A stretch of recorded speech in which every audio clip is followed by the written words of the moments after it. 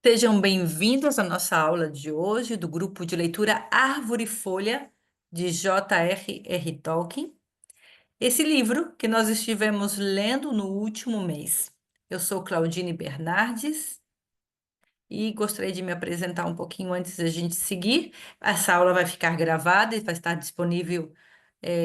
Depois eu vou passar para vocês o link para quem não puder assistir a aula completa ou quem tiver que sair, vai estar disponível, ok? Mas quem estiver aqui vai ter a oportunidade também de fazer perguntas, de fazer comentários, que isso sempre é interessante.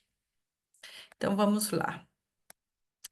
Eu sou Claudine Bernardi, sou escritora, vivo na Espanha desde 2005 e sou Master em Contos e Fábulas Terapêuticas pelo Instituto de Psicologia IASE. Também sou docente do Instituto de Psicologia IASE nas pós-graduações que eles têm, tanto em português como em castelhano. O Instituto IASE ele está aqui em Valência, Espanha. O meu Instagram está aqui.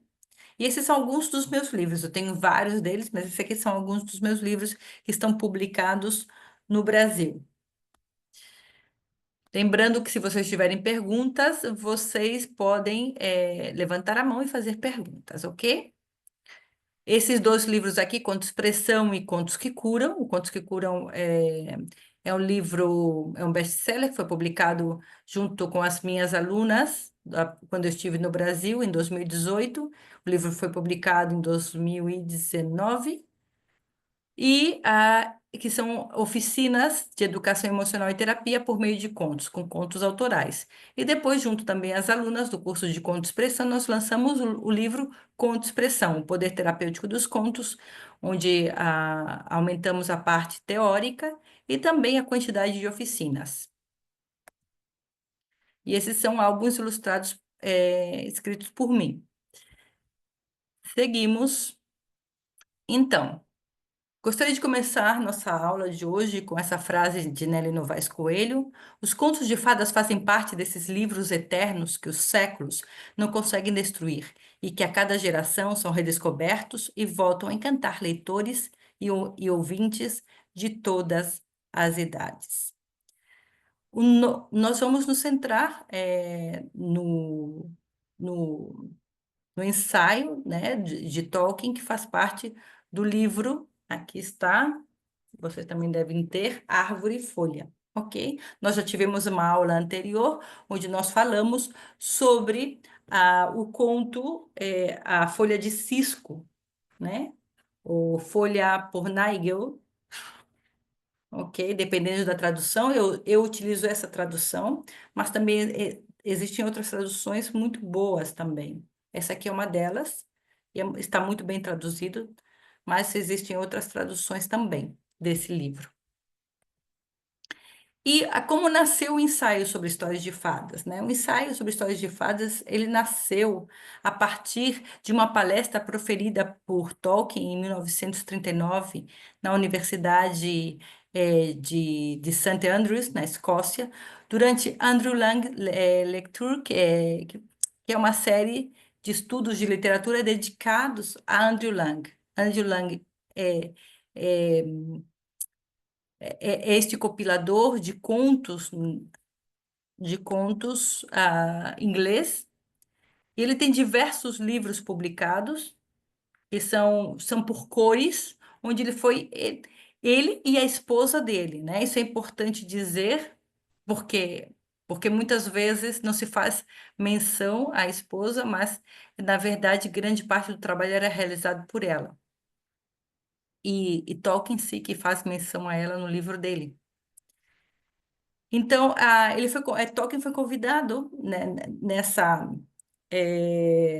série de palestras que se dariam a falar sobre uma parte do trabalho de Andrew Lang, e como Tolkien costuma fazer, ele começou a fazer isso, ele já começou a colocar outras histórias dele, e se tornou nesse ensaio, que depois ele foi modificando também. Esse ensaio foi posteriormente publicado em 1947, em uma série de ensaios, e depois depois juntaram com Folha de Cisco, com o poema Mitopeia, e criaram o livro Árvore e Folha, ok? E vamos lá, seguindo.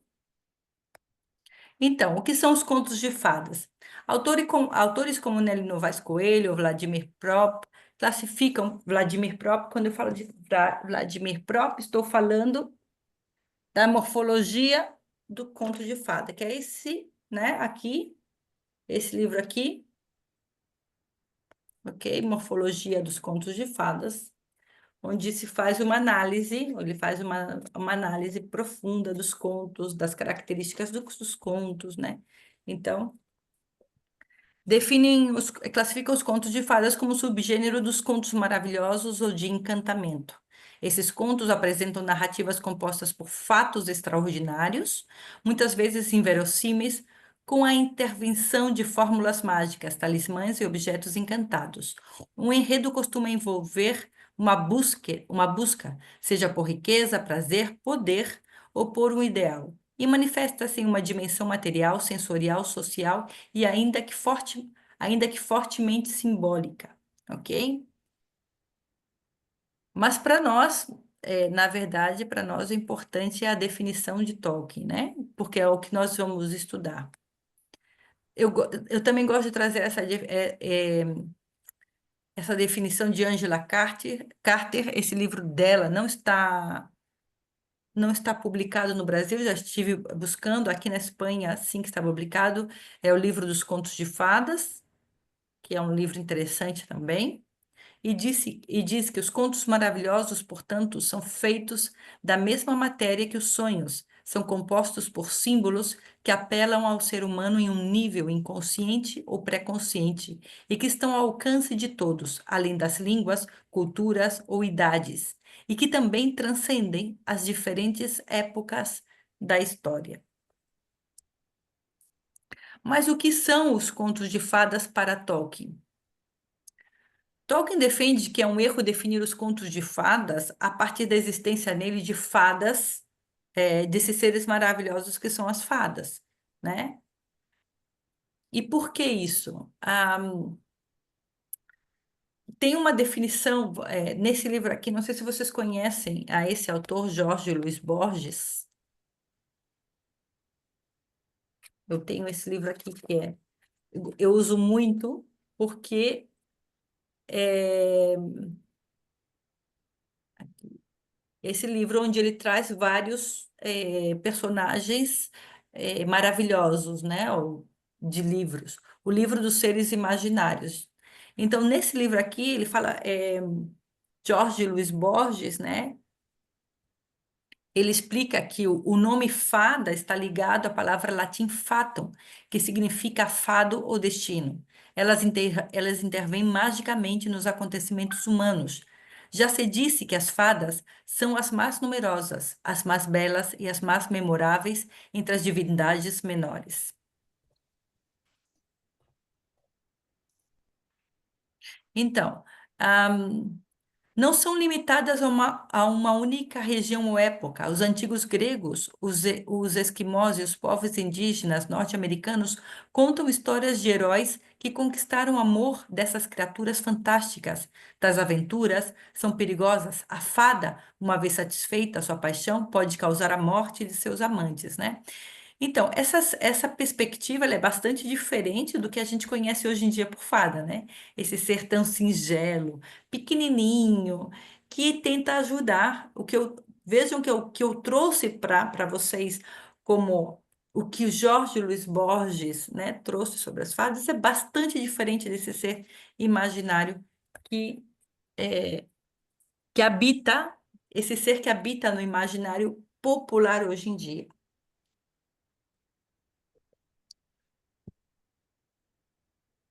Mas por que chamar de contos de fadas? Por que chamar de conto de fadas, né? Vamos entender aqui. Porque nós estamos falando sobre um conto ou uma narrativa sobre esse lugar onde buscamos o nosso destino. Então, contos de fadas não é fadas porque são esses seres maravilhosos, e sim porque é um conto de destino, porque fatum, que é fada, vem de destino. As fadas costumavam brincar com o destino das pessoas, né? Então, feria é um lugar de encontrar-se com o fato, ou seja, com o destino. A maioria das boas histórias de fadas são sobre aventuras de seres humanos no reino perigoso ou em suas fronteiras imprecisas. Quando vocês observarem essas frases, aqui são frases do livro, ok? Onde eu coloco a página. Eu vou colocando a página, porque caso vocês depois queiram tirar fotos e verificar se o que eu estou dizendo é correto com o livro, então, talvez eu não esteja utilizando essa mesma tradução, porque eu tenho este livro e tenho Pode o entrar. outro, tá certo?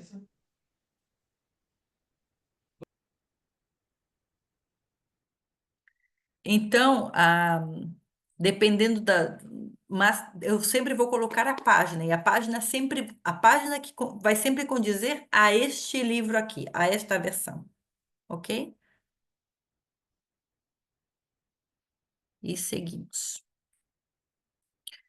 Ok. É interessante a gente falar sobre que a maioria. Eu vou trazer outra vez essa frase do Tolkien, ok? A maioria das boas histórias de fadas são sobre aventuras, ou aventures, porque ele utiliza aventures, ele utiliza esse termo, de seres humanos no reino perigoso ou em suas fronteiras imprecisas.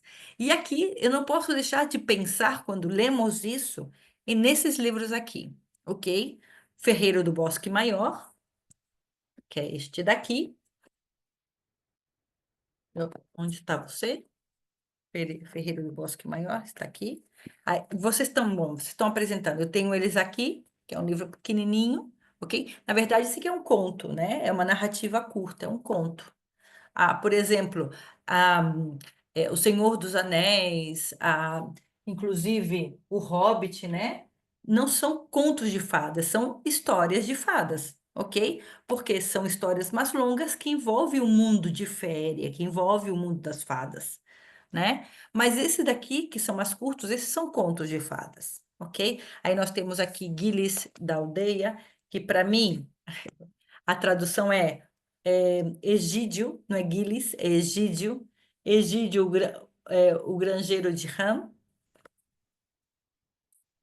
E Peter Pan, que também é um mundo, porque a Wendy e os irmãos são levados para esse mundo maravilhoso, para esse mundo dos contos de fadas, ok? E nós temos também A Chave Dourada, não sei se vocês conhecem esses livros. Eu tenho esses livros e eu sempre costumo falar muito deles. A Chave Dourada, que é um livro de George MacDonald. George MacDonald, ele antecede a Tolkien. Se nós formos falar de Tolkien como o pai da fantasia moderna, George MacDonald é como o vô da fantasia, né? Então, nós temos a Chave Dourada, onde nós temos duas crianças que entram no mundo das fadas, e nós temos também Fantastis, que é a história de um jovem que entra no mundo das fadas ao cumprir a maioridade, quando o pai dele morre e que ele tem que tomar a decisão de ser o man- é, de manter a família, de ser o responsável. Então, antes de começar essa caminhada como responsável, ele entra no mundo das fadas e passa por um processo de transição. É um livro incrível. E realmente é um romance sobre fadas para adultos. É bem interessante. Ok? Não é pode não ser uma leitura muito prazenteira para algumas pessoas, mas é uma leitura para aqueles que amamos os contos, uma leitura bastante interessante. Prazenteira quer dizer prazerosa. Às vezes eu misturo o idioma castelhano e crio um terceiro idioma, um portunhol. Vamos lá, seguimos. O que diz Tolkien sobre os contos de fadas? A definição de uma história de fadas, o que é o que deveria ser, não depende então de qualquer definição ou relato histórico sobre elfos ou fadas, mas da natureza de Féria, o próprio reino perigoso e o ar que sopra naquele país. Então, os contos de fadas têm que ver com Féria. É um conto que acontece em Féria. E aqui, vamos seguir. Uma história de fadas é aquela que aborda ou usa a féria, qualquer que possa ser o seu próprio propósito central. Sátira, aventura, moralidade, fantasia. A própria féria talvez possa ser traduzida mais aproximadamente por magia. ok? Aqui depois ele volta e se contradiz um pouco nesse uso da magia do nome aqui, ok? Então, fecha a porta, meu amor, e vai dormir. Vale. E é importante dizer que a sátira, né, ela pode existir dentro do conto de fadas, mas a sátira nunca pode satirizar a magia nos contos de fadas. Nunca pode satirizar o conto em si, ok? O que não são contos de fadas? E aqui não é o que não são contos de fadas para mim, o que não são contos de fadas para Tolkien, o que ele traz e o que ele define que não são contos de fadas, ok? É, as histórias de viajantes como as viagens de Gulliver, de Jonathan Swift. Para ele, para Tolkien, não são contos de fadas porque o mundo dos Lilliputianos, o lugar onde Gulliver encontra os Lilliputianos, não é um mundo de féria. É um lugar onde os liliputianos são meramente homens olhados de cima. São homens que Gulliver olha desde cima, são mais pequenos e que ele interpreta como mais pequenos, ok? Então, os liliputianos são meramente homens olhados de cima, sardonicamente, de pouco mais que o alto das casas, ok? Out- ok, vamos ver. Também não são histórias de fadas. Histórias que parecem encantadas, porém, ao chegar no seu final, descobrimos que era apenas um sonho, como Alice no País das Maravilhas. Isso não é um conto de fadas, porque no conto de fadas, o ser humano ele entra na história e passa por um processo de transformação na história, e é uma história que para ele é real, ok? Não é um sonho, que depois ele volta e pode acordar desse sonho.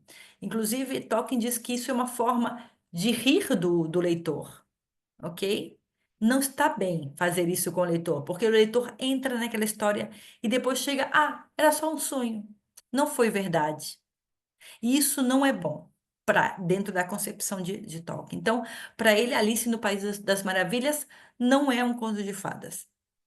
Contos onde animais falam entre eles não são contos de fadas, são fábulas, ok?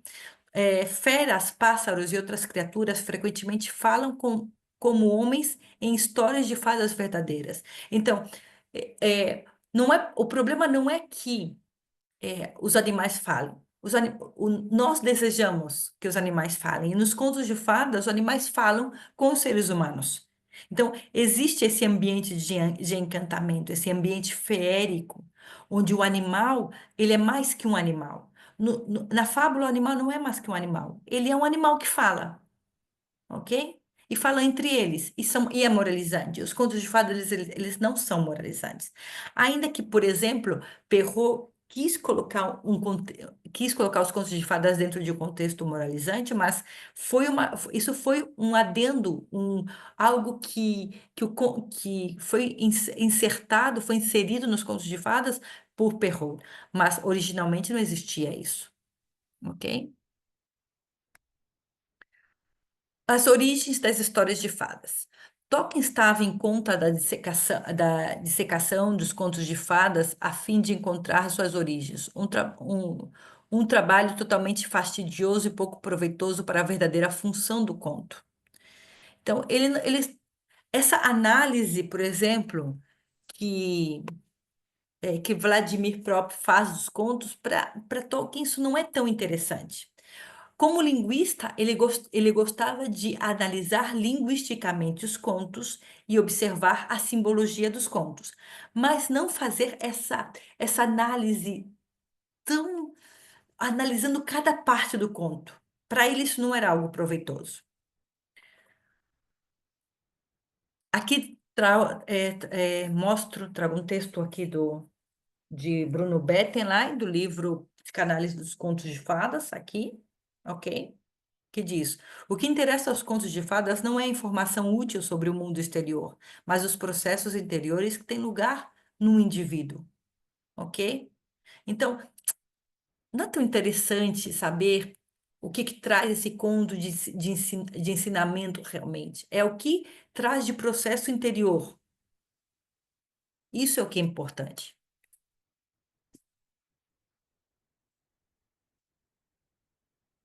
Os contos de fadas são para as crianças, e aqui nós trazemos essas perguntas que Tolkien também faz dentro do livro, nas páginas. Estão no livro. Que o Tolkien faz no livro, aqui na página 44. Ele faz as perguntas. Há alguma conexão essencial entre crianças e histórias de fadas? Isso é importante. Há uma conexão essencial, ou seja, na essência das histórias de fadas, que se comunica na essência com a criança? Há alguma necessidade de comentário se um adulto as lê para si mesmo? Lê como histórias, isto é, não as estuda como curiosidades. Ou seja, eu estudo os contos de fadas como especialista em contos de fadas, mas não, so- mas o fato de eu estudar como especialista de contos de fadas não me faz uma amante dos contos de fadas. Eu amo os contos de fadas, eu sou uma amante dos contos de fadas e leio, e realmente isso se manifesta não somente no fato de eu estudar os contos de fadas, porque muitas pessoas estudam os contos de fadas para aplicá-los com o público infantil, pensando que os contos de fadas são somente aplicáveis ao público infantil, entende? Eu, além de de ser uma estudiosa dos contos de fadas, também amo os contos de fadas e, portanto, leio para mim os contos de fadas. Eu me satisfaço como ser humano lendo os contos de fadas.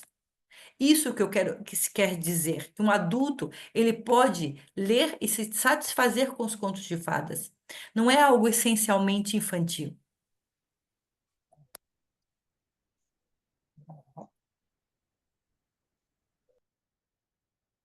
Lembrando, se vocês tiverem alguma dúvida, ok? Libere um áudio e pergunte. Eu vou fazer agora uma aportação e depois vou abrir para perguntas, para ver se até esse momento vocês querem fazer alguma pergunta.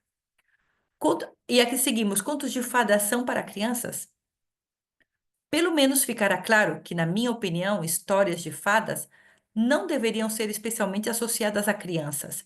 Estão associadas a elas naturalmente porque crianças são humanas. E histórias de fadas são um gosto humano natural, embora não necessariamente universal. O que Tolkien quer dizer aqui é que os contos de fadas não foram escritos pensados na criança. Não é tanto que se nós pegarmos os contos de fadas originais, algumas pessoas inclusive vão dizer, esse conto eu não vou contar para criança. Como eu vou contar para criança que a Bela Adormecida é, que o príncipe chegou e a Bela Adormecida estava dormindo, e ele copulou com a Bela Adormecida dormindo e que ela ficou grávida estando dormindo. Inclusive, é, ela, ela pariu estando um pouco dormida ainda. Como eu vou contar isso para a criança? Como eu vou contar para a criança que a mãe, dependendo da versão, né? Em umas versões é a mãe, em outras é a mulher do príncipe que tenta, que tenta comer os filhos da Bela Adormecida. Ent- Entendemos isso que esses contos eles não foram escritos para as crianças, eles foram adaptados para as crianças como um móvel. É algo que Tolkien fala no livro, né? Assim como os móveis, depois de serem utilizados pelo adulto e que o adulto já não queria, eram relegados à habitação, ao quarto das crianças, os contos foram relegados ao quarto das crianças depois que os adultos se desconectaram simbolicamente deles. Ok? Que os adultos já não se interessavam mais pelos contos. Então, eles é como um móvel que o adulto pega e pinta de rosa e decora para colocar no quarto da criança. Ok? O que que fizeram com os contos? Pegaram os contos e adaptaram os contos, deixando eles mais bonitinhos, recortaram, tiraram coisas para adaptar para a criança, para deixar o conto mais consumível para o público infantil. Ok? E aqui, gostaria de saber se vocês têm dúvidas, algo que vocês querem perguntar até esse momento.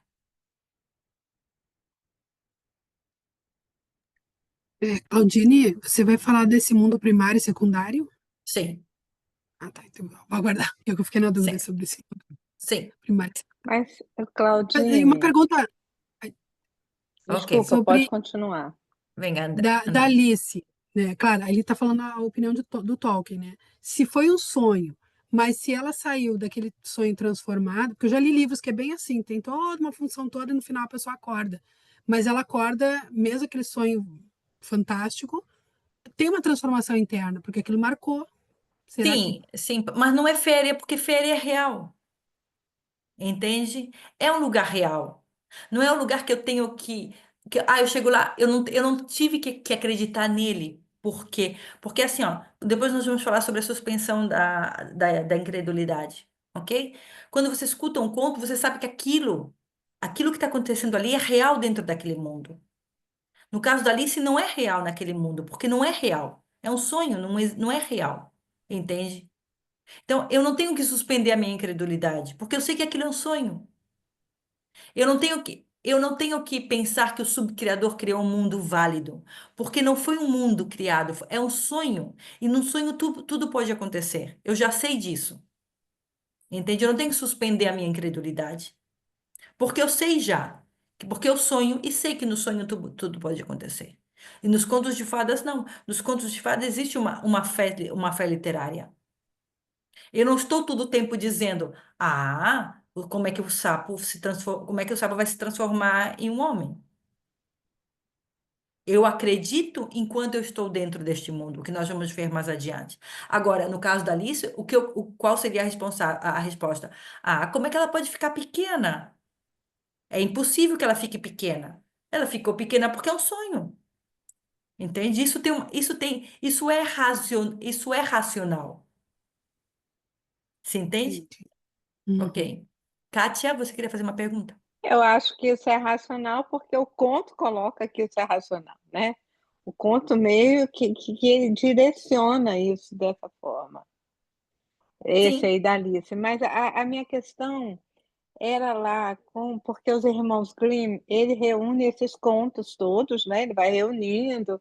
Ninguém Uhum. chegou e conto ele vai compilando esses contos. Agora, por exemplo, Cinderela.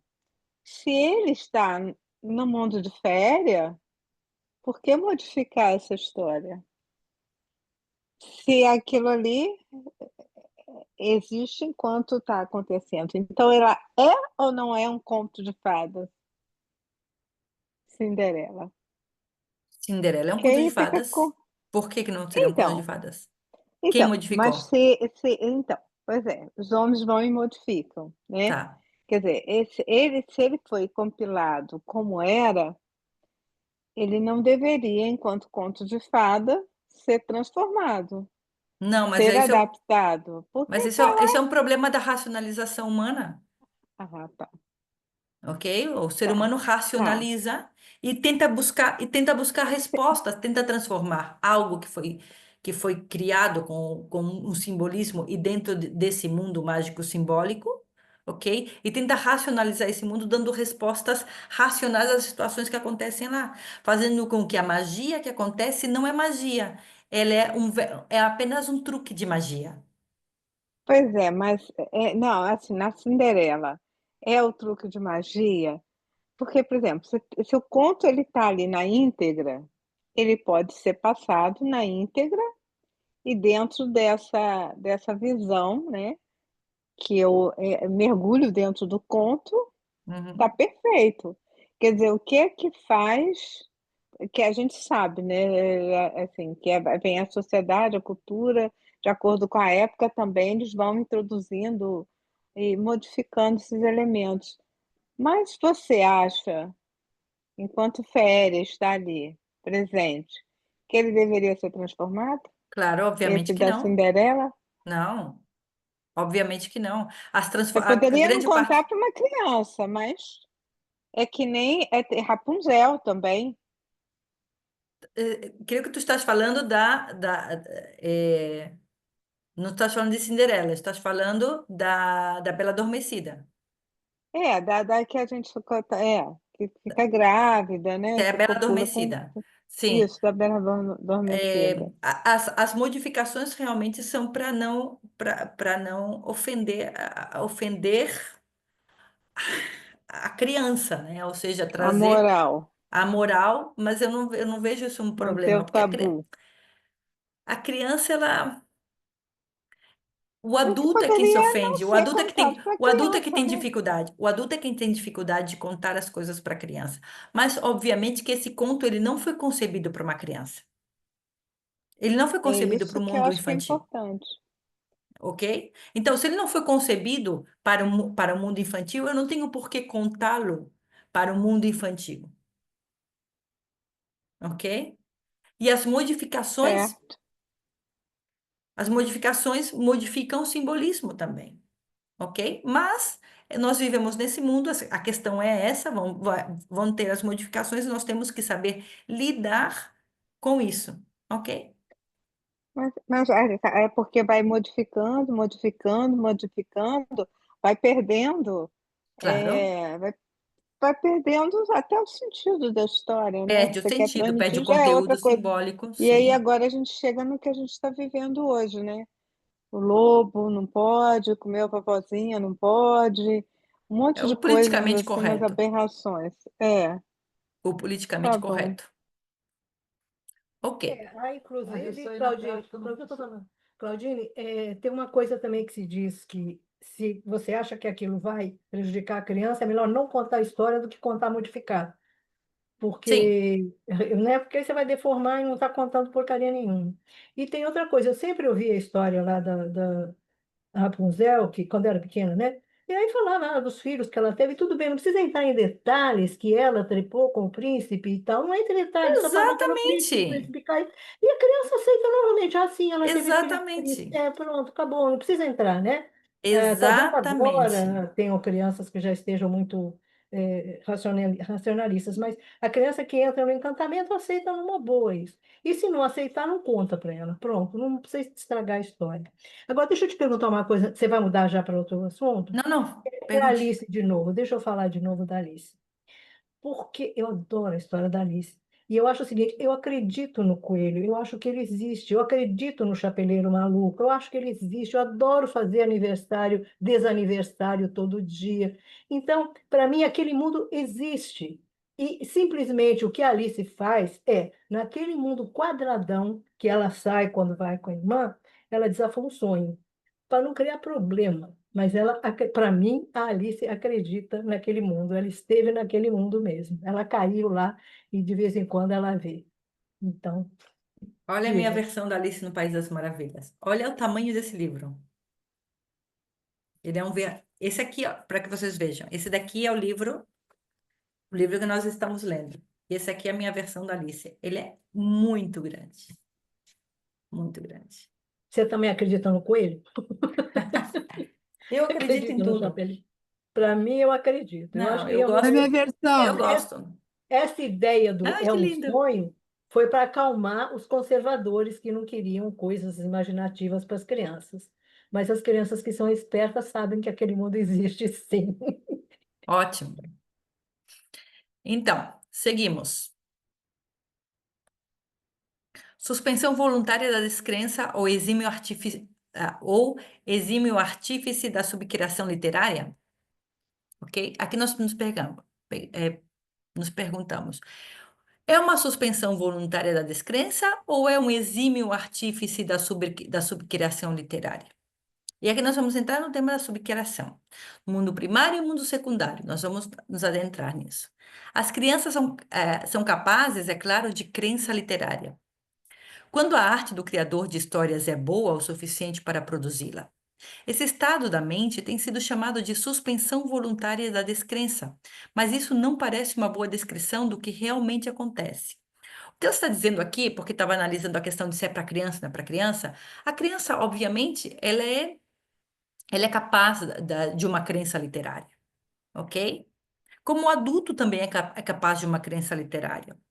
Mas realmente é isso que acontece na fantasia? Realmente estamos falando de uma suspensão da crença? Ou seja, eu decido voluntariamente acreditar naquele mundo? É isso? Tolkien traz algo, ele diz que é mais que isso, que, que vai além disso.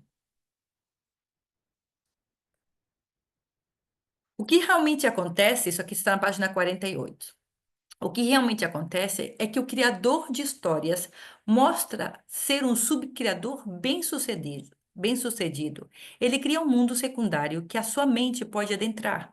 Dentro dele, o que relata é verdadeiro, está de acordo com as leis daquele mundo. Você, portanto, acredita enquanto está, de certa forma, ali dentro.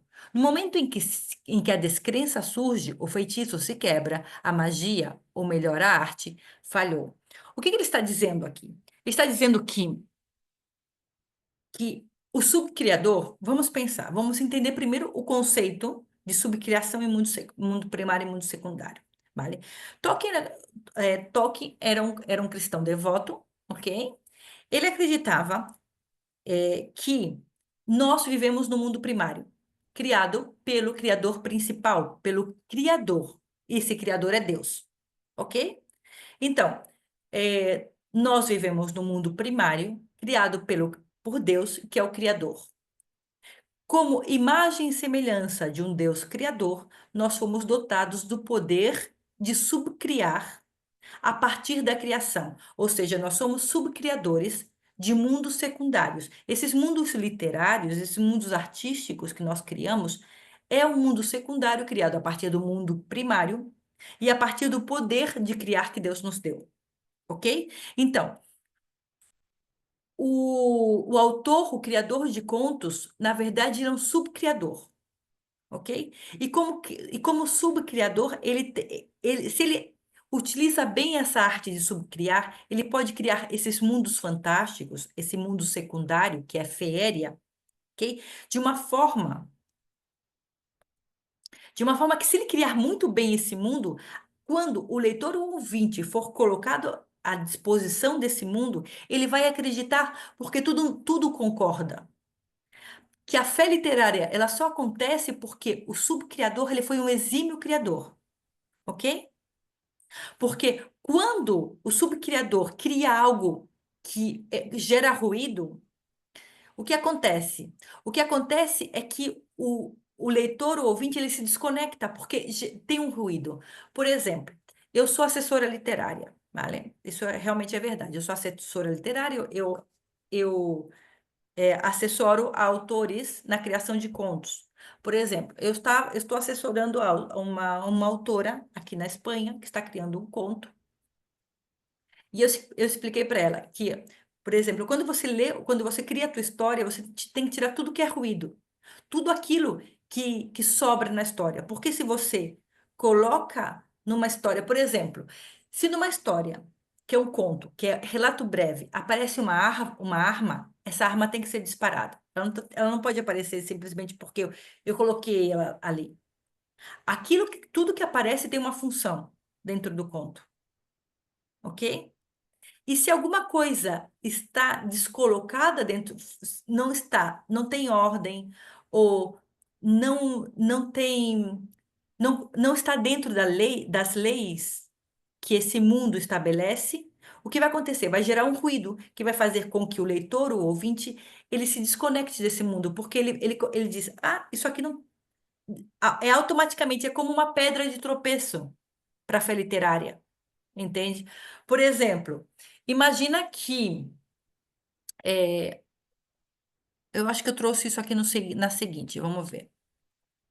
Vamos ver.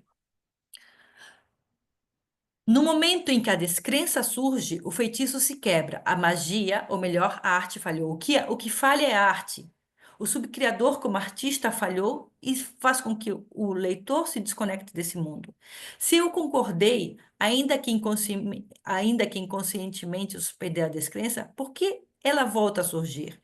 Porque a crença literária, para quem se relaciona com a literatura fantástica, por amor e respeito, está baseada na capacidade do subcriador em criar uma história coerente, com o mundo no qual está inserida. Se essa história não for coerente, vai fazer com que o leitor se desconecte, ok? Por exemplo, vamos ver aqui.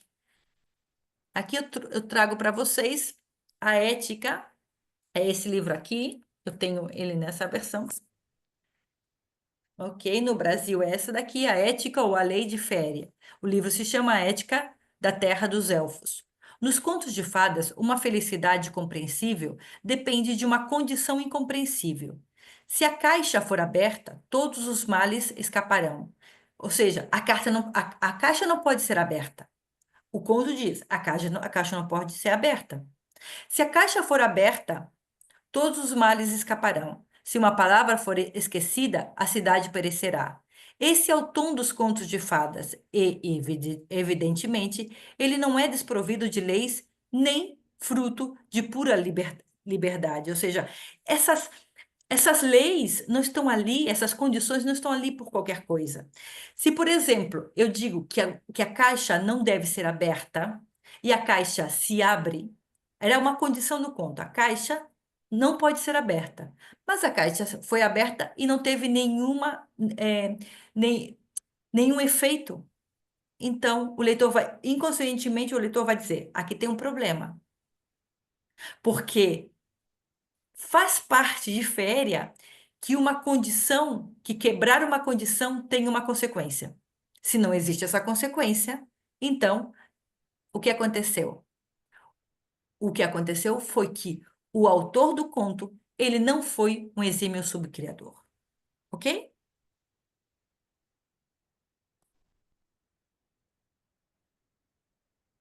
Aqui temos alguma pergunta? Porque já vou passar para outra parte.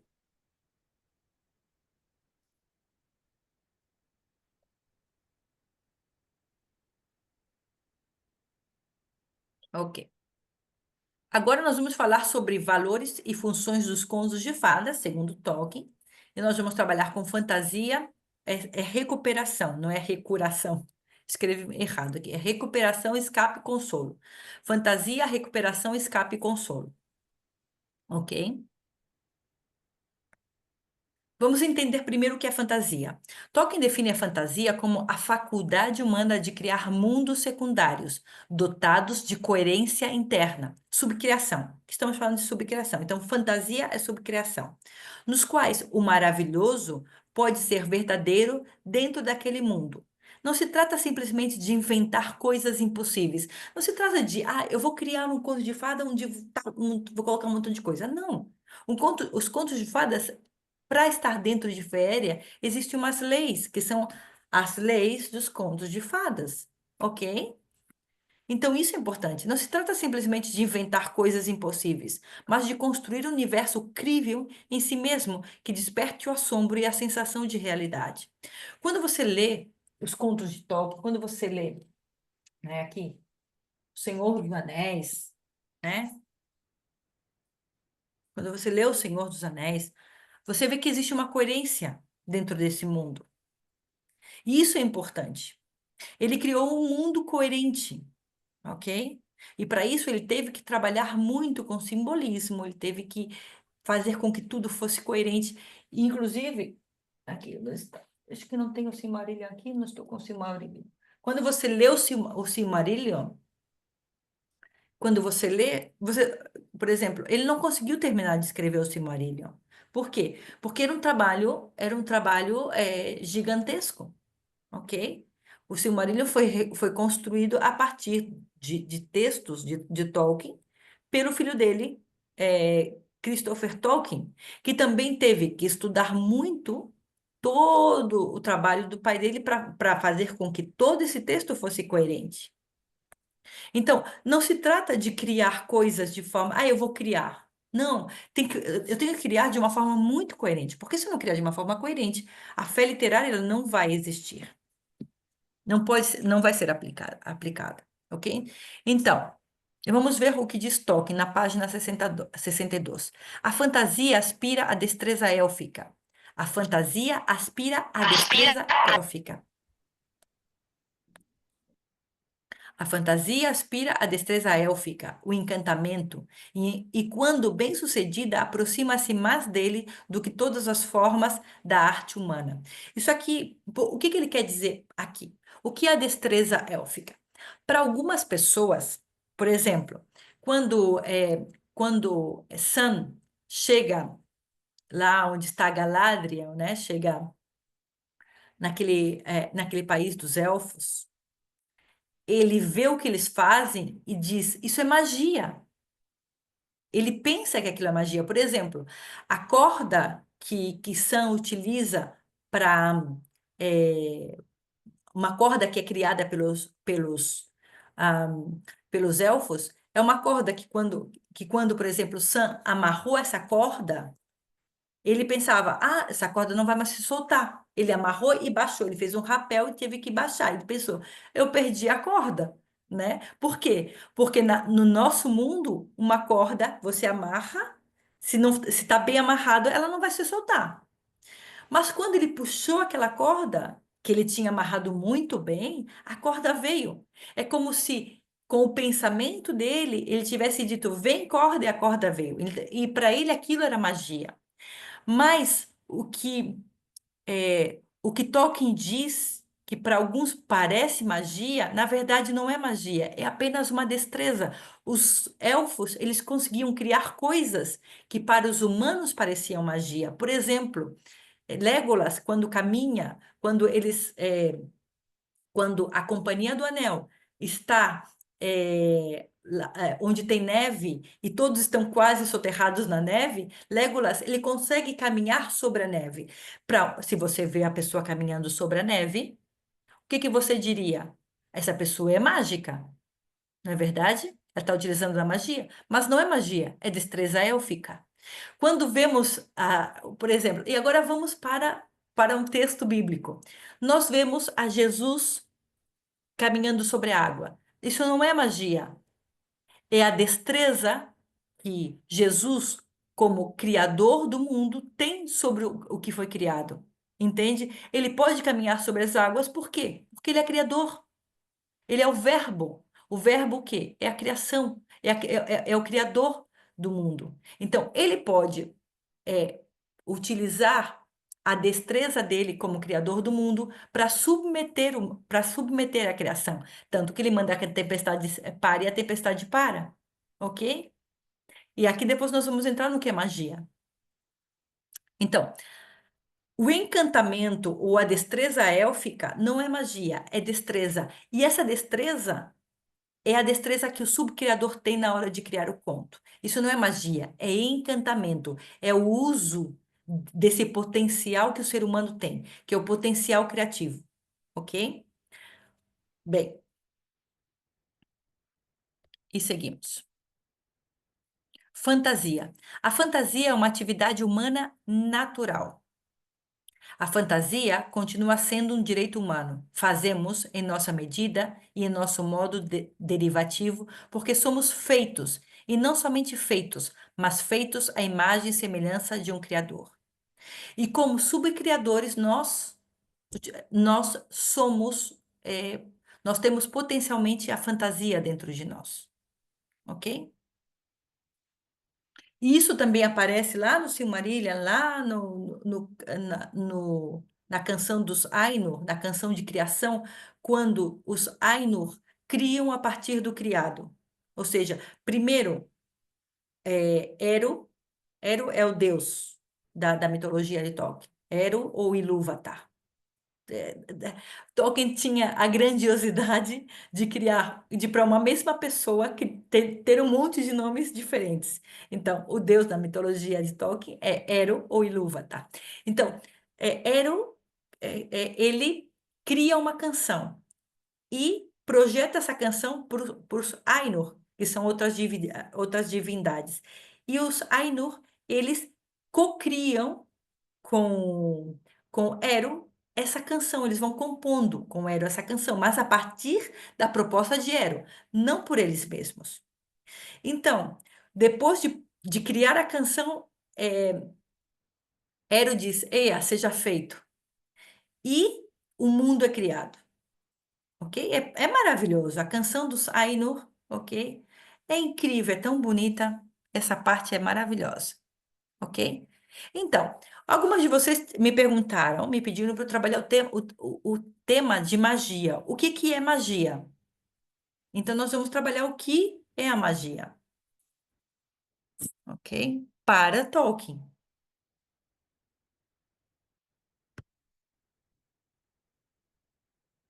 Vamos ver. Para Tolkien, magia é o desejo de controlar o mundo. É uma forma de poder voltada à dominação. E por isso, ele a vê com certa desconfiança. Porém, em verdade, não há uma definição clara. O próprio Tolkien ainda tinha dúvidas sobre o que para ele era magia. Ele traz algumas definições, mas muitas vezes isso se mistura dentro eh, do legendário. Ok? Então, eu vou trazer para vocês alguns textos onde ele fala sobre magia e vamos pensar um pouco sobre isso.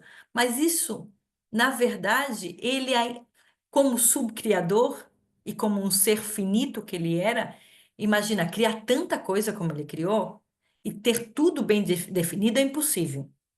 Então, para ele trabalhou um pouco a questão da magia, ok? Mas ele ainda tinha dúvidas como isso se aplicaria, e ele tentou ir explicando isso. E à medida que ia explicando, ele ia compondo esse conceito para ele.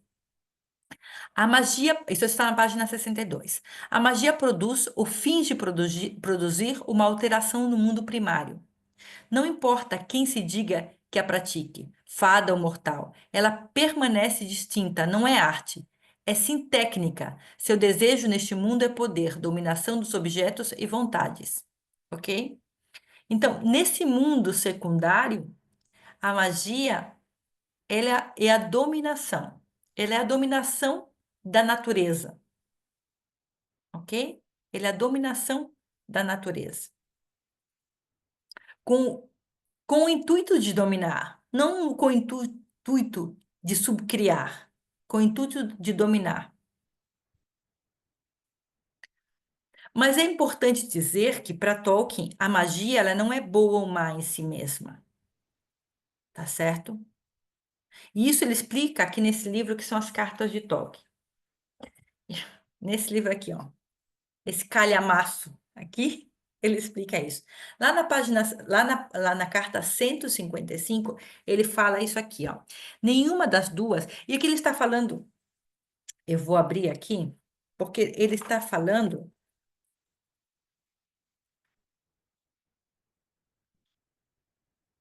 Onde está? A 155.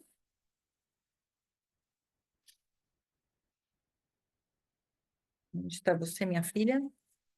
E aqui. Receio que eu tenha sido casual demais quanto à magia, e especialmente quanto ao uso da palavra. Veja que ele mesmo está dizendo, eu fui muito casual com o termo magia. Quanto ao uso da palavra, apesar de Galadriel e outros mostrarem pela crítica ao uso mortal da palavra, que o pensamento sobre ela não é inteiramente casual.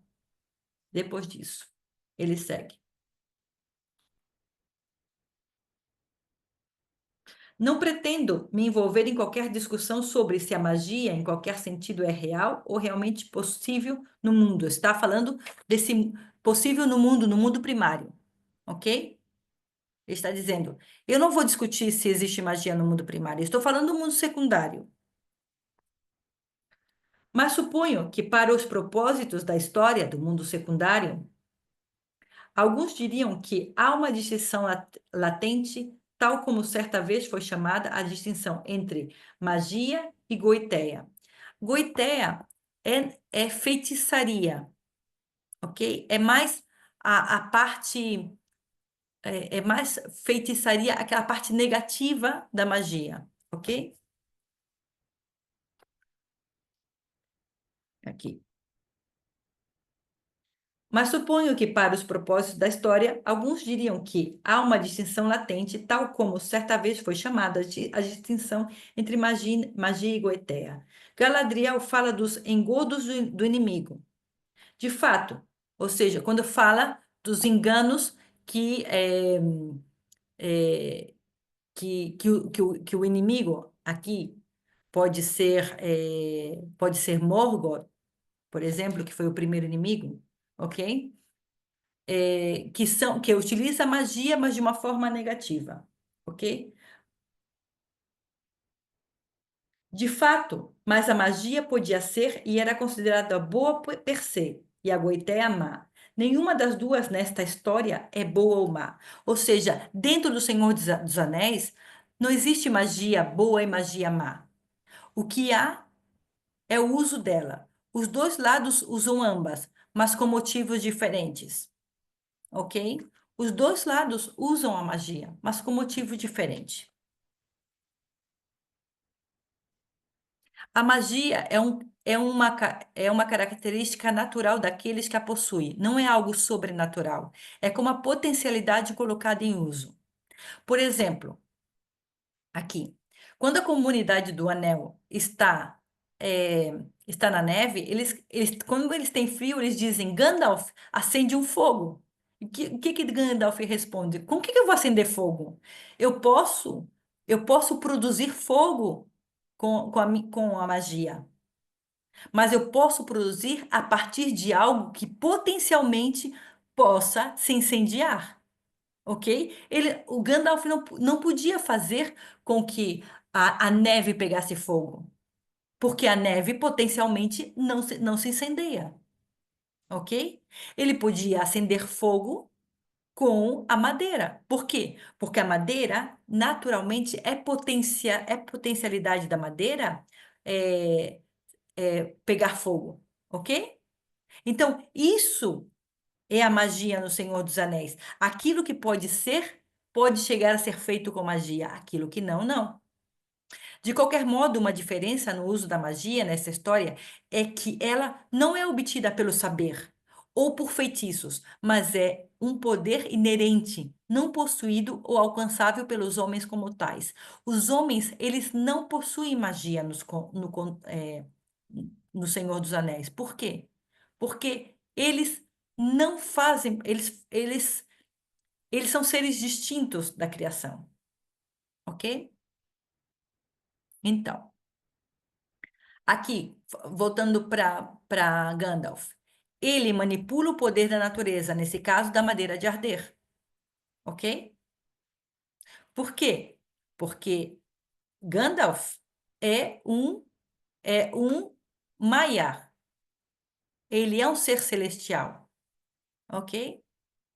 Ele é um guardião do fogo secreto, e por isso que um dos poderes dele é o fogo. Bem,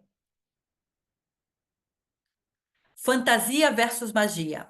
A magia é tecnológica, ligada ao orgulho e ao poder. A fantasia verdadeira é poética, ligada à subcriação, ao encantamento e à visão restaurada da realidade. Ok? Se entendeu aqui? Vocês tem alguma dúvida sobre a magia? E eu estou falando aqui a magia dentro do mundo de Tolkien, dentro do que ele trabalha. Não estou falando dentro de qualquer outra história, outra qualquer situação. Ok? Eu tive essa dúvida, eu fiquei muito ali na página 62, que ele fala que a fantasia busca, é o que ele está falando aí, né? A fantasia busca o enriquecimento partilhado, parceria na criação. Quer dizer, quando diz que a pessoa, quando pega uma patinha de formiga, vira uma formiga, quando pega o cabelinho do leão, vira um leão, né? Então, isso aí é magia. Então, você aceita que isso aí é possível. Mas existe encantamento, né, nesse sentido, porque está ligada a essa parte poética, é possível acontecer. E tem a magia do feiticeiro lá, dessa história mesmo, né, dessas histórias, aquele do homem sem alma, que é aquela magia malvada dele dominar os outros, dele querer dominar os outros, ou da bruxa que transforma os outros em pedra, né? Então é esse uso do poder não para, sei lá, é bom, é uma coisa que é possível também, a gente acredita que a bruxa tem esse poder, mas aí seria ligado ao poder à dominação, né? Mudar para dominar os outros. Exatamente. Mas também é importante saber que nem todos que usam magia é, no legendário de Tolkien utilizam de forma negativa. Muitos utilizam para criar beleza, ok? Sim, Mas é como também essa, com, por exemplo, né? com o sentido de dominação. Por exemplo, eu não sei se vocês assistiram a Os Anéis de Poder da Amazon, ok? Porque eu não sei se o quanto vocês conhecem da história de Tolkien. Mas, por exemplo, o Anel Único, se vocês conhecem, se vocês não conhecem, vou tentar explicar. Porque a gente, para quem conhece a história do Senhor dos Anéis, lá aparece um anel. Verdade que é o único, é um anel. Mas é, mas quando foram criados os anéis, não foram criados somente, não foi criado somente um anel. Foram criados nove anéis para os homens, 7 anéis para os anões e 3 anéis para os elfos, ok? Então, tanto que o que diz lá, o que diz no anel é um anel para dominar todos. Dominar quem? Todos os outros anéis. Porque dominando todos os outros anéis, eu domino os homens, os elfos e, é, sim, os homens, os elfos e os anões, ok? Então, o objetivo era esse, a dominação, ok? Foi criado o anel. Mas é importante dizer que os 3 anéis dos, dos elfos não foi criado, foram criados pelos próprios elfos, ok? E eles criaram, não estavam subjugados totalmente a um anel, não estavam totalmente subjugados a um anel. Eles foram criados para poder trazer beleza a Arda, ao mundo de Arda, ok? Porque assim, ó, quando os elfos eles foram criados não para permanecer em Arda, não para permanecer na Terra-média, perdão. Eles foram criados para ser levados lá onde estavam os Ainur, que eles tinham que ir para lá, ok? E eles ficaram na Terra-média. E ao ficar na Terra-média, eles estavam se empequenecendo. E a Terra também estava se empequenecendo, estava ficando mais pequena, estava perdendo a magia dela, pouco a pouco. E pouco a pouco eles iam perder também os poderes deles. Então, com os 3 anéis, eles podiam fazer com que a Terra-média ela continuasse. eh, Eles podiam controlar a Terra-média no sentido de deixá-la florescendo durante mais tempo. Esse não era o objetivo de Eron, ok? Com o qual, quando eles criaram esse anel, que era para trazer para eles, dentro da concepção deles, trazer beleza ao mundo, eles estavam era subjugando o mundo. Eles estavam utilizando como forma de poder para subjugar. Algo que Eron não queria, ok? Tanto que depois, quando um anel foi destruído, esses anéis, os 3, perderam o poder e eles tiveram todos que viajar. Tá certo? Bem? Ok. Nós já tratamos o termo fantasia e magia. Agora nós vamos trabalhar os outros termos, ok? Vamos agora para a recuperação. Recuperação, isso são características dos contos segundo Tolkien, as funções do conto. Os contos de fadas, ele tem a função de recuperação, que significa, se trata de recuperar o olhar fresco sobre o mundo real. Ou seja, quando eu olho para os contos de fadas, eu olho para esse mundo maravilhoso, eu posso olhar para o meu mundo criado, para o meu mundo primário, e olhar para esse mundo com um olhar fresco. Por exemplo, quando vou na rua, hoje eu estava caminhando com meu filho e veio um vento e tocou o meu rosto, e eu senti aquele vento fresco no rosto, e a gente estava parado esperando o semáforo abrir, e eu disse para ele: sente o fresco do rosto. Sente isso agradável. É maravilhoso poder se maravilhar com algo tão normal como o vento tocando o rosto. Entende? Isso é a recuperação dos contos de fadas. Quando você poder ver a beleza, não somente lá dentro dos contos de fadas, mas também poder ver a beleza na normalidade do nosso mundo. Lá nos contos de fadas, a maçã pode ser dourada e incrível. E então, quando eu vejo aquela maçã dourada e depois eu venho para o meu mundo e vejo a maçã vermelha ou verde, eu digo: que maçã verde linda também. Isso é a recuperação. Para Tolkien, a fantasia nos ajuda a ver novamente o mundo o nosso mundo com novos olhos, como se fosse pela primeira vez. Em vez de olhar para as coisas com cansaço ou indiferença, como muitas vezes acontece com o cotidiano, o conto de fada nos desautomatiza. E se nós olhamos, hoje em dia o ser humano ele está tão cansado de ver que ele acaba transformando a arte em algo tão medonho. Por quê? Porque cansou de ver a beleza. Então começa a buscar outras formas de beleza que contrastam com a beleza, com o belo e acaba deixando isso feio e desumanizado, ok? E o conto de fada, ele recupera essa forma bonita de ver o mundo, ok? Precisamos olhar o verde outra vez e nos surpreender de novo, mas sem sermos cegados. Então, nós temos que nos surpreender de novo com o azul, o amarelo, o vermelho, sem ser cegados por isso. Sabe? É como assim. Sabe quando você vai provar o perfume e você prova muitos perfumes e ao final você já não consegue ver, sentir o cheiro de nada, porque já provou tanto, você já não diferencia. E são perfumes maravilhosos, mas você já não consegue diferenciar um do outro. E o que que a gente faz?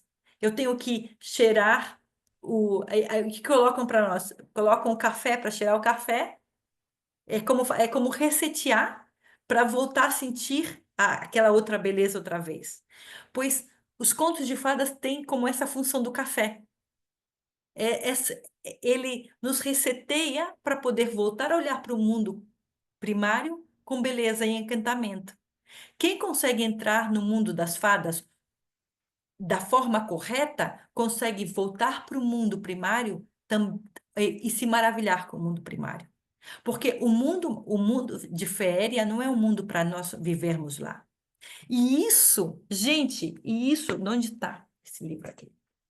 E isso é exatamente o que diz aqui nesse livro do Ferreiro do Bosque Maior. O mundo de Féria é um mundo onde você pode entrar, você pode crescer lá, mas você não pode. Nós não pertencemos à Féria. Os seres humanos, nós não pertencemos a esse mundo. Esse é um mundo de crescimento, de transformação, mas não é um mundo para viver nele, ok? Esse mundo, nós nos encantamos nele para voltar para o nosso mundo primário, ter crescido e poder ver o nosso mundo primário com encantamento e beleza também. Tá certo? Então, precisamos olhar o verde outra vez e nos surpreender de novo com o azul, o amarelo e o vermelho. Precisamos encontrar o centauro e o dragão. E talvez depois de contemplar de repente, como os antigos pastores, os carneiros, os cães e os cavalos e os lobos, as histórias de fadas nos ajudam a realizar essa recuperação. Ok? E agora nós passamos para o escape. Escapar não é covardia. Não escapamos como covardia, escapamos como libertação, ok? E aqui, o mundo literário não é um mundo de escape para... É o que eu acabei de dizer, nós não entramos no mundo literário para viver nele. Nós nos entramos no mundo literário para nos maravilhar e regressar maravilhados, transformados e viver melhor no nosso mundo primário. Tolkien defende o direito de escapar. Ele diz que criticar a fantasia por fugir da realidade é como acusar um prisioneiro de querer escapar da prisão.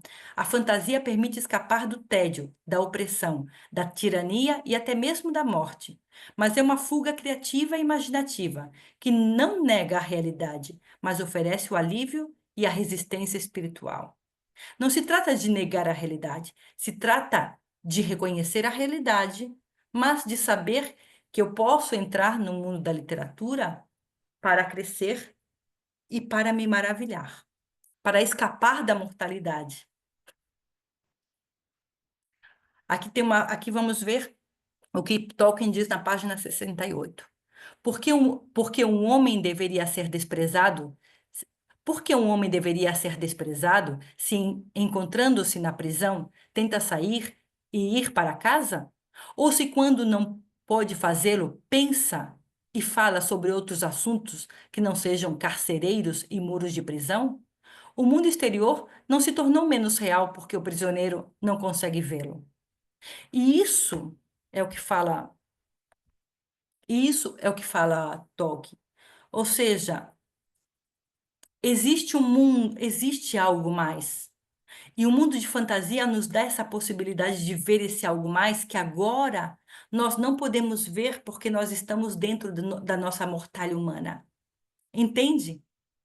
Nós estamos dentro de um mundo de.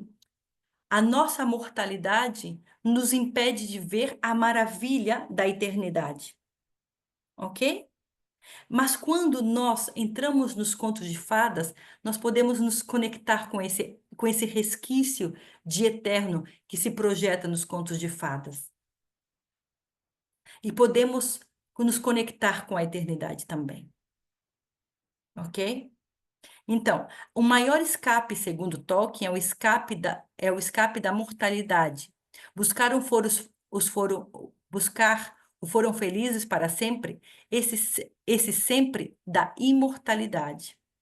Então, quando o ser humano, ele está buscando, ele se conecta com os contos de fadas, com esse foram felizes para sempre, quando ele deseja escapar do mundo real e se conectar com esse foram felizes para sempre, na verdade, o que ele se está conectando é com essa eternidade que foi escrita no coração dele. Ok? Em Eclesiastes fala sobre isso, fala sobre essa sede de eternidade que está escrita no coração humano. Ok? E que quando nós estamos nos contos de fadas, nós nos conectamos com essa eternidade. E isso é preciso, é necessário para nós vivermos melhor no nosso mundo primário.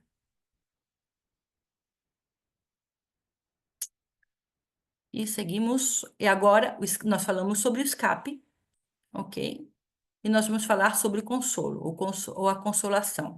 Este é o ponto culminante dos contos de fadas, segundo Tolkien. O momento do final feliz e inesperado, que ele chama de eucatástrofe, do grego eu, bom, e catástrofe, que é a reviravolta. Então, é a boa catástrofe ou a boa reviravolta.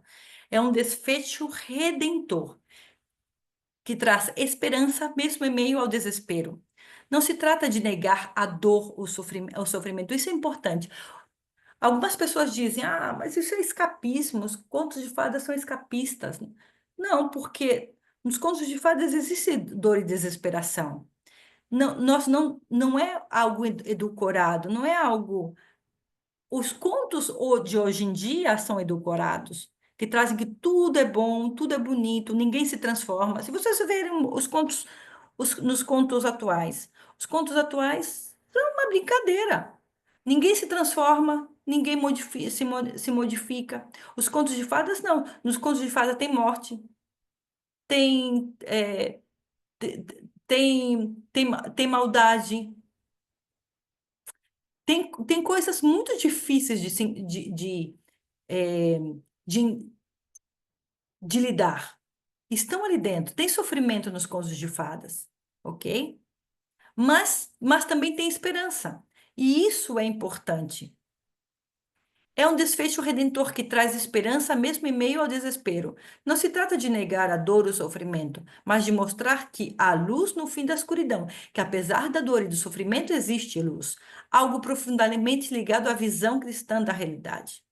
Ok? Porque estamos falando de um autor cristão que vai falar sobre isso. Então, vamos ver o que ele fala sobre isso. Muito mais importante é o consolo do final feliz. Eu quase me arriscaria a afirmar que todas as histórias de fadas completas precisam tê-lo. E não só Tolkien fala isso por ser um cristão, mas também se você vai aqui, psicanálise dos contos de fadas, o próprio Bruno Bettenlein fala exatamente o mesmo. Ele fala que um verdadeiro conto de fadas tem um final feliz, porque o final feliz ele ajuda no desenvolvimento da resiliência do ser humano, ok? Tolkien não está falando disso, do desenvolvimento da resiliência, está falando de algo mais que isso. O conto eucatastrófico é a forma verdadeira do conto de fadas e sua função mais elevada. A função mais elevada, segundo Tolkien, do conto de fadas é mostrar para o ser humano que, apesar do sofrimento aqui, existe algo além disso. Existe uma eucatástrofe, uma boa catástrofe. Se vocês e essa eucatástrofe nos contos de fadas é uma redenção que não vem pelo atuar, que não vem sempre pelo atuar do protagonista. Por exemplo, em Branca de Neve.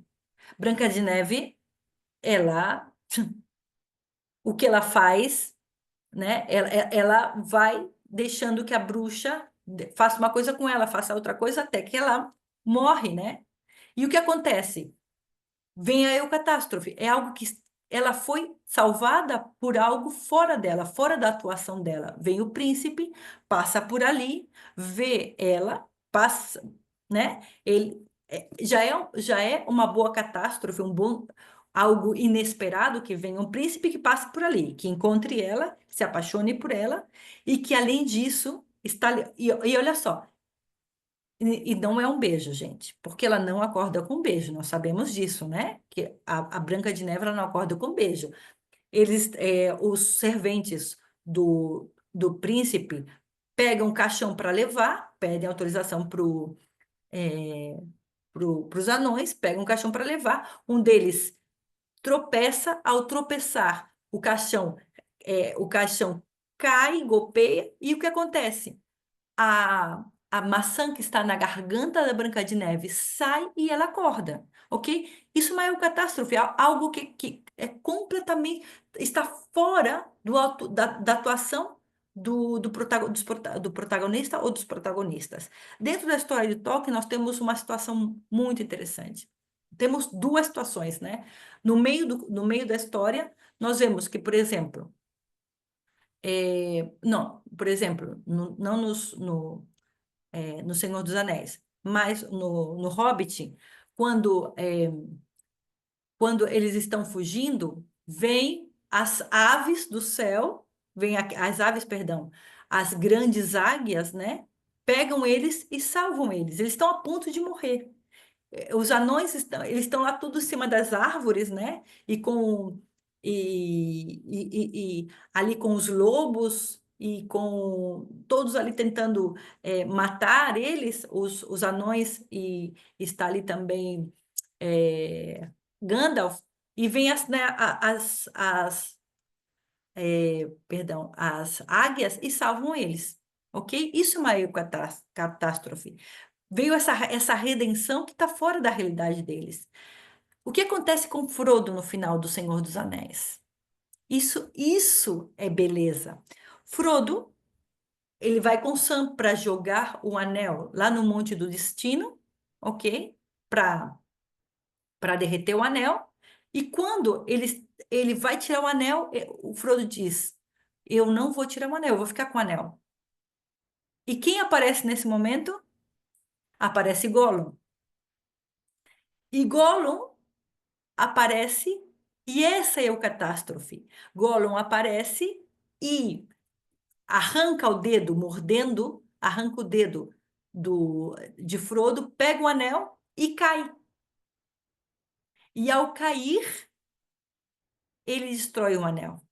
Isso é o catástrofe. Ninguém já esperava que fosse acontecer. Frodo não ia ajudar, Sam não podia lutar com Frodo, tudo ia terminar. E chega Gollum e acaba salvando a situação. Ok? Isso é o catástrofe. Então, consolação igual a eucatástrofe.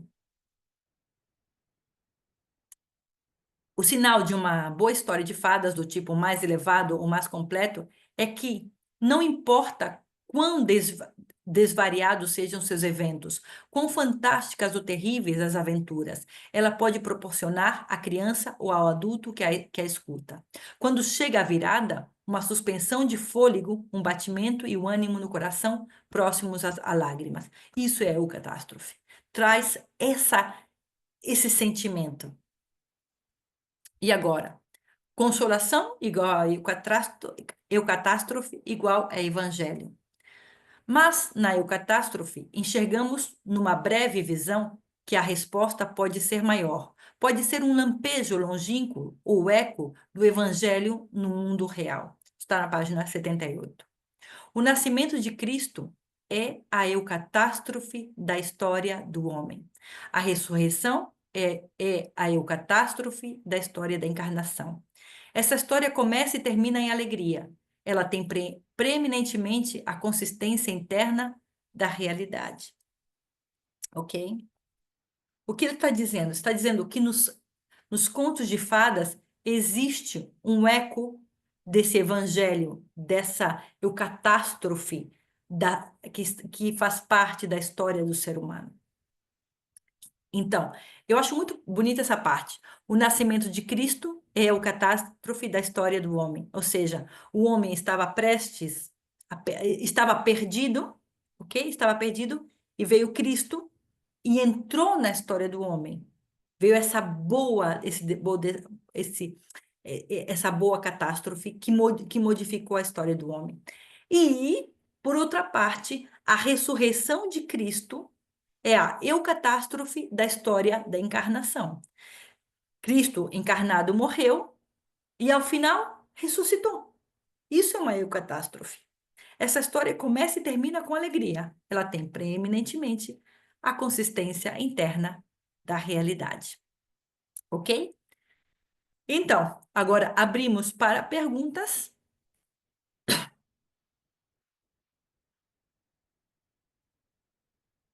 Abrimos para perguntas. Eu vou deixar de compartilhar. E gostaria de perguntar o que vocês acharam desse nosso grupo de estudo. Eu adorei, né? Tem vários insights, coisas que a gente nunca parou para prestar atenção nas histórias, nos contos, né? Na verdade. Uhum. Muito legal. Mas agora falando da eucatástrofe, aí, então, mas por exemplo, aqueles contos antigos que viraram os contos de fadas, por exemplo, Chapeuzinho de Vermelho, né? Não tinha um final feliz, não tinha. Então, não é um eucatástrofe ali no caso. Não, depende da versão. Na versão de Perrault não tem final Sim, as mais feliz. novas, sim, mas a que Na, na, primeiro. de- na versão de Green, sim, dos irmãos Greens, aparece o caçador. Caçador, mas a outra não. Então não teria um final feliz, digamos assim. Na outra não teria um final feliz, não. Não existe a eucatástrofe na versão do Perrault, porque Perrault tinha para Perrault era um objetivo moralizante. Ele estava tentando explicar e mostrar para jovens daquela época que elas não confiassem nos lobos, esses homens que queriam se aproveitar, que queriam se aproveitar delas, ok? Porque senão elas iam ter um final destrutivo. E por isso não tem um final feliz. O objetivo dos irmãos Greens não era esse. Eles não eram, os irmãos Greens não trouxeram a Chapeuzinho Vermelha com uma função moralizante. É, o que a gente tem que cuidar é justamente não tirar também totalmente esses elementos, né, de ter as dificuldades, ou como é que você colocou aqui, os sofrimentos. A gente tem que ter, o sofrimento nos leva a ter esperança que algo vai acontecer de bom no final, porque a gente quer o final feliz. E eu adorei quando Uhum. ele também fala lá do escapar. Quem não lê e adora entrar naquele mundo, né? Aquele mundo fantástico ali. E aí, realmente, tu traz para o mundo real aquilo que tá, aquele encantamento ali de alguns detalhes que a gente às vezes não percebe no mundo real, porque tem muita história antiga, como não tão contos, mas livros que a gente lê, que eram detalhistas, né? Que a gente até fica tedioso de ler. Mas quando a gente olha para o mundo real, eu vejo, poxa, mas é legal mesmo, né? Quantos detalhes bonitos tem em volta que a gente não percebe mais. Né? Então, Sim, esse encantamento aí. exatamente. Adorei, Que adorei bom, todos esses insights aí. que bom, que bom.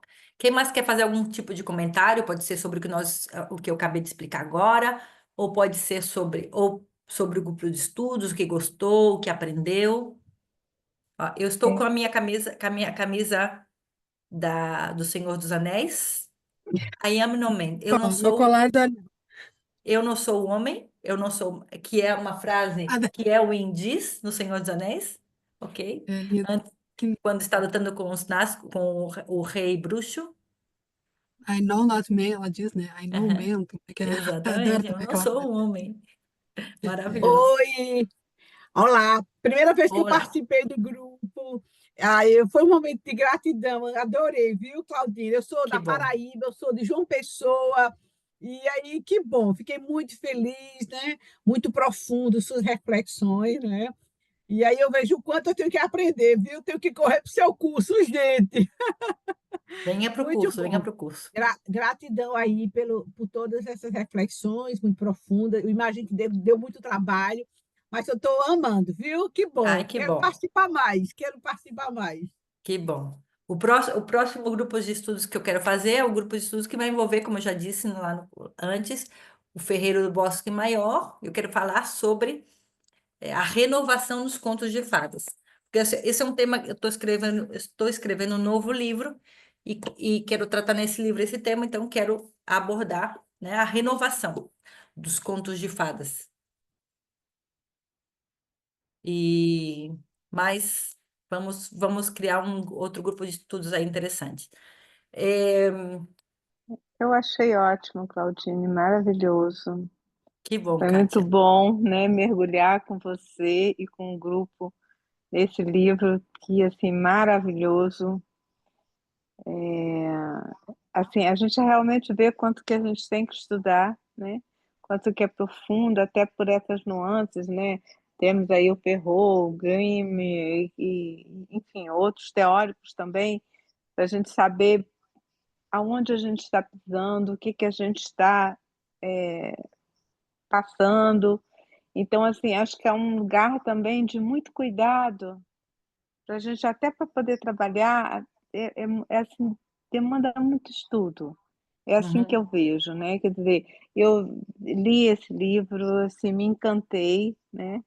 Aí fico lá, tô vendo a série do Senhor dos Anéis, que é para poder entender bem essa féria, né? Que ele fala, que aí nada como você vê também. Eu não li o livro Senhor dos Anéis, né?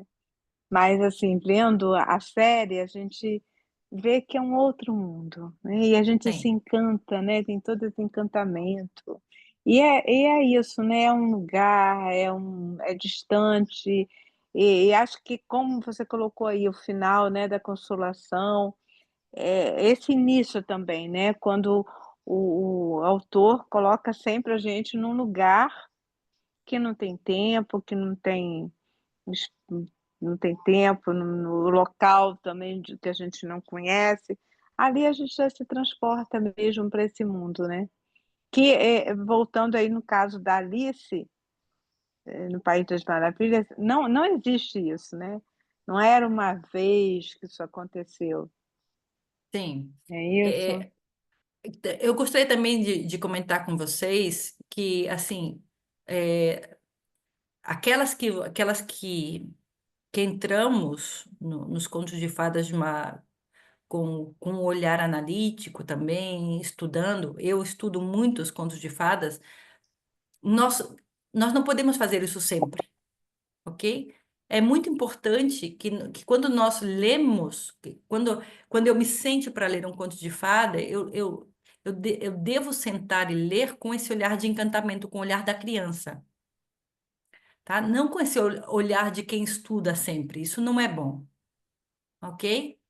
Isso não é bom. Não é bom que nos relacionemos com os contos de fadas sempre como de forma analítica, sempre como profissionais.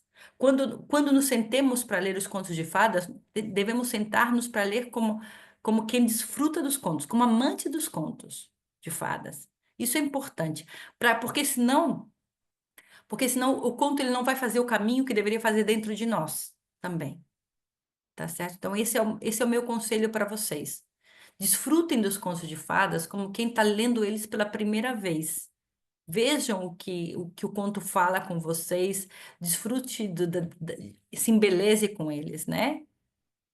Eu me E sinto uma criança lendo. Eu falo, não, não sei por que que não se encantam, porque eu estou encantada, né?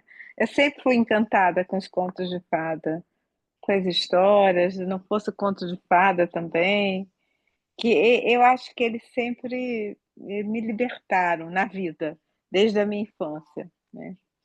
Que Eu me bom. lembro assim que até na infância, quando bem pequena, quando eu tinha, ganhava sempre muitos livros, e quando eu tinha um problema assim dentro de casa, eu corria para ler os Três Porquinhos. Era tão Ai, que legal. engraçado. Aí eu ia para o quarto, lia os Três Porquinhos, aí eu saía bem. Aí quando eu tinha outro problema, eu corria lá, lia os Três. Ai, Tão Que engraçado bom, isso. Kátia, que tu comentasse dos três porquinhos, porque eu queria fazer uma observação sobre os três porquinhos. E, não, vou lançar uma pergunta para vocês. Os três porquinhos é um conto de fadas ou é uma fábula? É uma fábula, né? Eu acho que ele é mais que uma fábula.